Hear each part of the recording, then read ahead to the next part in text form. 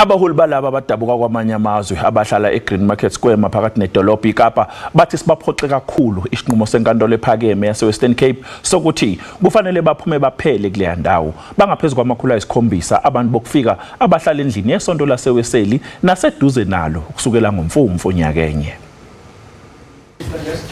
Inkantolo ephakeme namhlanje ikhipha incwadi yesikhashana yayinikezwa umkhandlu dolobha waseKapa yokuthi usebenzise imithetho yawo. Ijaji uDaniel Tulare uthi izikhulu zedolobha kufanele ziqinisekise ukuthi wonke umuntu uhamba ngokukhululeka maphakathi nedolobha. Lo mkhandlu dolobha ukhathaza abantu abalala bapheke baphinde bazikhulule ngaphandle kwendlu yebandla lamaWeseli kulendawo. Ijaji alizange linanaze ngesikhathi likhipha isinqumo.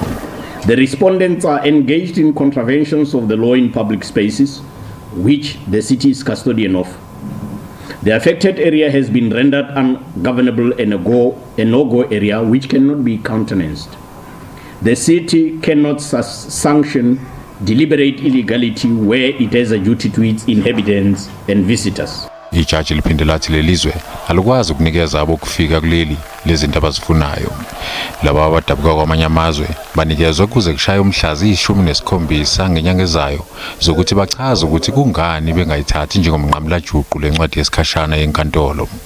Abaholi babo bathi basazozama ukusifakela ithelelo lesinqumo. We're just doing this in order to fulfill the formalities, but we knew very well that there was not going to be anything in favor of refugees, because not the first time that we face. I used to work in court, and let me tell you, I've never seen a single refugee given the right when they face each other with the South African. Umkhandlu dolobha waseKapa awutholakalanga ukuthi uphawule.